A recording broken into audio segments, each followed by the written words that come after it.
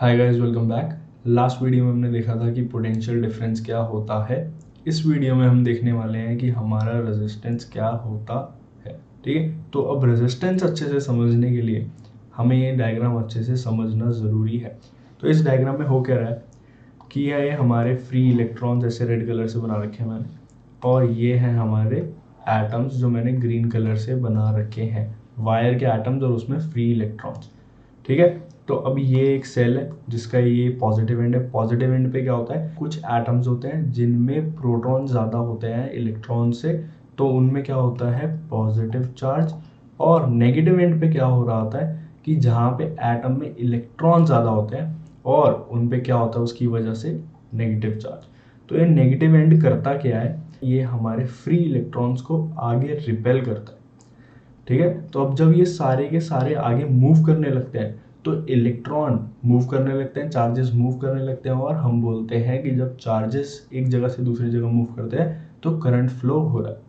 ठीक है, तो अब जो हम करंट का डायरेक्शन लेते हैं वो है कन्वेंशनल करंट का डायरेक्शन, वो लेते हैं हम पॉजिटिव से नेगेटिव। ठीक है, बट जो इलेक्ट्रॉन मूव कर रहे हैं हमारे वो करते हैं नेगेटिव से पॉजिटिव। ठीक है, अब जो हमें देखना है स्पेसिफिकली वो ये देखना है कि इस येलो पीस में क्या हो रहा है। अब ये मैंने नीचे थोड़ा अलग से बना रखा है। ठीक है, तो अब ये यहाँ पे हो क्या रहा है। ठीक है, ये हमारा वायर के अंदर उसका एटम।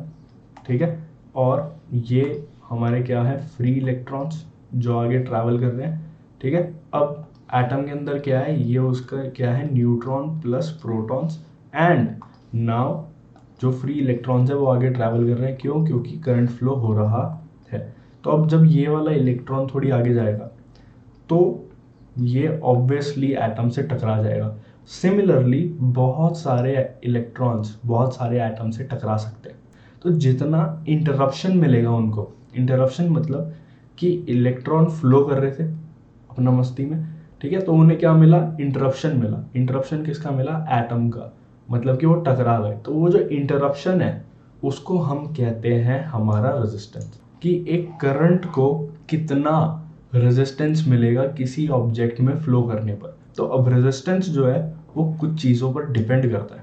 तो वो किन चीज़ों पर डिपेंड करता है, ये हमारी फर्स्ट चीज़ है जिसके ऊपर वो डिपेंड करता है, वो है लेंथ। ये मेरी फर्स्ट वायर और ये मेरी क्या है सेकंड वायर। यहाँ पे एक इलेक्ट्रॉन है, ये एक इलेक्ट्रॉन है, और इसको कहाँ तक पहुँचना है, वायर के एंड तक। अब यहाँ से इलेक्ट्रॉन शुरू होगा फर्स्ट केस में और एंड तक जब वो पहुँचेगा तो ये उसको ज़्यादा इंटरप्शन मिलेगी as comparison to our second case. ऐसा क्यों? क्योंकि जो लेंथ है वो ऑब्वियसली कम है, उसको कम डिस्टेंस ट्रैवल करना है। ठीक है, तो पॉसिबिलिटी है कि उसको कम इंटरप्शन मिलेगी। अब जिसको ज़्यादा डिस्टेंस ट्रैवल करना है एज इन फर्स्ट केस में, तो उसको ज़्यादा इंटरप्शन मिलेगी। तो अब मैं ये बोल सकता हूँ कि जितनी लेंथ मेरी ज़्यादा होगी उतना ही मेरा रेजिस्टेंस भी ज़्यादा होगा। ठीक है, तो जितनी कंडक्टर की हमारी लेंथ ज़्यादा होगी उतना ही उसको रेजिस्टेंस ज़्यादा मिलेगा। ठीक है, moving on to the next thing on which resistance depend. अब वो किसके ऊपर डिपेंड करता है, वो करता है क्रॉस सेक्शन एरिया, और थिकनेस भी बोलते हैं उसको। और अगर मैं बोलूँ वो होती है चौड़ाई किसी चीज़ की, कि कितनी कोई चीज़ चौड़ी है। ठीक है, तो फर्स्ट केस है मेरा यहाँ पे जिसमें वायर है। अब यहाँ पे इलेक्ट्रॉन को कहाँ तक पहुँचना है, एंड तक पहुँचना है वायर के। ठीक है, अब वो यहाँ से चलेगा और यहाँ तक पहुँचेगा। तो मैं ये बोलूँगा कि फर्स्ट केस में उसको सेकंड केस के कंपैरिजन कम रेजिस्टेंस देखने को मिलेगी। ऐसा क्यों? क्योंकि जो फर्स्ट केस है, फॉर एग्जांपल ये एक रोड है, ठीक है, और इलेक्ट्रॉन एक गाड़ी है जिसमें हम बैठे हैं। ठीक है, जो हम फर्स्ट केस में चौड़ी सड़क पे गाड़ी चला रहे हैं तो इजीली हम गाड़ी निकाल सकते हैं। बट जो हमें सेकंड केस है, जैसे पतली सी एक रोड है, वहाँ पे ट्रैफिक जाम होने के चांसेस बहुत ज़्यादा है। तो मैं इसीलिए बोलूँगा कि जितना मेरा क्रॉस सेक्शन एरिया कम होगा, मतलब कि जितनी चौड़ाई रोड की कम होगी, उतना ही मुझे क्या इंटरप्शन ज़्यादा मिलेगा, ट्रैफिक ज़्यादा मिलेगा, रेजिस्टेंस ज़्यादा मिलेगा। ठीक है, so these are the two things on which resistance depend, length and cross section area. अब एक सवाल, वो सवाल क्या है?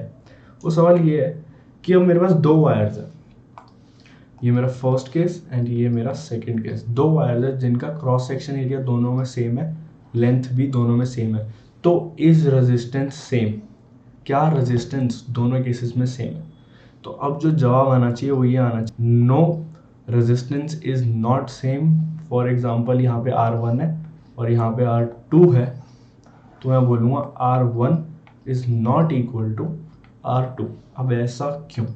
क्योंकि जो फर्स्ट केस है, अगर आप ध्यान से देखें यहाँ पे, उसमें जो एटम्स है उसका जो साइज है वो थोड़ा छोटा है in comparison to my second case, उनमें एटम का साइज थोड़ा बड़ा है।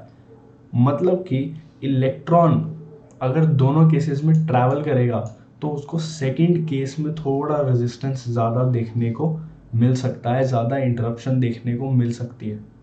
ठीक है, तो इंटरप्शन, ज़्यादा इंटरप्शन का मतलब ज़्यादा रेजिस्टेंस। अब ये एटम के साइज बड़े होने को क्या कहते हैं? Nature of object. ये किस पे डिपेंड करता है? Nature of object. Resistance is directly proportional to my length and inversely proportional to my area, cross section area. ठीक है, कि कितनी उसकी चौड़ाई है। ठीक है, तो अब मैं इन दोनों को साथ में लिखूं तो क्या आएगा?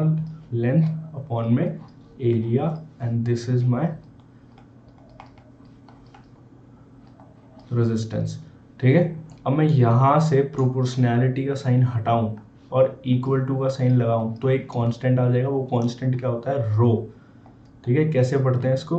RHO, रो इनटू में L अपॉन में A and this is rho and this is my resistance. अब रो क्या होती है? इसको बोलते हैं रेजिस्टिविटी। ये एक ऑब्जेक्ट की एक ही होती है। मतलब कि अगर जैसे मैं कॉपर लूँ तो कॉपर में रेजिस्टिविटी एक ही होती है, उसको तभी कांस्टेंट कहा गया है। अगर मैं एल्यूमिनियम लूँ तो उसमें भी एक ही रेजिस्टिविटी होगी। अब रेजिस्टिविटी का क्या मतलब है? कि वो कितनी रेजिस्टेंस ऑफर करता है। तो अब मैं रेजिस्टिविटी को अगर इधर उधर फॉर्मूले को करूँ, रो मैंने यहाँ पे रखा equals to resistance my R into में A और यहाँ पे लेंथ। ठीक है, एरिया की जो यूनिट होती है वो होती है मीटर स्क्वायर, जो रेजिस्टेंस की यूनिट होती है वो होती है ओम, ये हम अगली वीडियो में देखेंगे, इनटू में मीटर स्क्वायर, और लेंथ जो हम मेजर करते हैं वो मीटर में करते हैं। तो रेजिस्टिविटी की जो यूनिट निकल के आती है वो निकल के आती है हमारी ओम मीटर। ठीक है, और जो हमारी रेजिस्टेंस की यूनिट होती है वो होती है ओम। ये हम अगली वीडियो में देखेंगे कि ओम की होती है और उसके लिए हमें पढ़ना पड़ेगा ओम्स लॉ। बट एक जो सवाल है एक्चुअली वो बच्चों के दिमाग में बहुत कंफ्यूजन क्रिएट करता है कि डिफरेंस क्या है भैया रेजिस्टिविटी और रेजिस्टेंस के अंदर। ठीक है, क्या डिफरेंस है? तो जो रेजिस्टेंस है हमने देखी किसके ऊपर डिपेंड करती है? लेंथ ऑफ ऑब्जेक्ट के ऊपर। किसके ऊपर? लेंथ ऑफ ऑब्जेक्ट के ऊपर, कि कितना हमारा ऑब्जेक्ट एक लंबा है या कितना छोटा है। ठीक है, छोटे ऑब्जेक्ट में से इजीली निकल जाएगा इलेक्ट्रॉन, लंबे ऑब्जेक्ट में से उसको टाइम लगेगा निकलने में और इंटरप्शन ज़्यादा मिलेगी। ठीक है, तो अब लेंथ के ऊपर डिपेंड करती है और किसके ऊपर डिपेंड करती है? हमारी क्रॉस सेक्शन एरिया के ऊपर। तो कितनी एक चीज़ मेरी चौड़ी है, मतलब जो चौड़ी चीज़ है वो इजीली निकल जाएगा इलेक्ट्रॉन, और पतली है तो ऑब्वियसली उसको ट्रैफिक मिलेगा। ठीक है, तो ये मेरी क्या रेजिस्टेंस जो डिपेंड करता है वो लेंथ और क्रॉस सेक्शन एरिया के ऊपर डिपेंड करता है। बट जो मेरी रेजिस्टिविटी है वो किसके ऊपर डिपेंड करती है? वो डिपेंड करती है टेम्परेचर के ऊपर। Temperature and nature of objects. कि जैसे ये एटम्स है, ठीक है, ये वायर में एटम्स और ये मेरे क्या है? इलेक्ट्रॉन। ठीक है, अब मैं इसको हीट करूँगा तो क्या होंगे? ये दूर दूर दूर चले जाते हैं और इलेक्ट्रॉन जो है मेरा वो ईजीली निकल सकता है। तो टेम्परेचर से क्या होता है? नेचर ऑफ ऑब्जेक्ट चेंज हो जाता है। और नेचर ऑफ ऑब्जेक्ट क्या है? कि किसी चीज़ का एटम कितना बड़ा है या कितना छोटा है। ठीक है, तो छोटे एटम भी हो सकते हैं और यहाँ पे इलेक्ट्रॉन इजीली निकल सकता है, बट यहाँ पे थोड़ा ज़्यादा उसको क्या कंजेशन देखने को मिल सकता है। तो जो रेजिस्टिविटी है वो एक्चुअली किस पे डिपेंड करती है? Temperature and nature of objects. But resistance जो है हमारी वो लेंथ और क्रॉस सेक्शन एरिया के ऊपर डिपेंड करती है। ये मेजर डिफरेंस है और ये हमेशा याद रखना है, और इनकी यूनिट्स। ठीक है, so this was it for resistance. I will see you next with Ohm's law.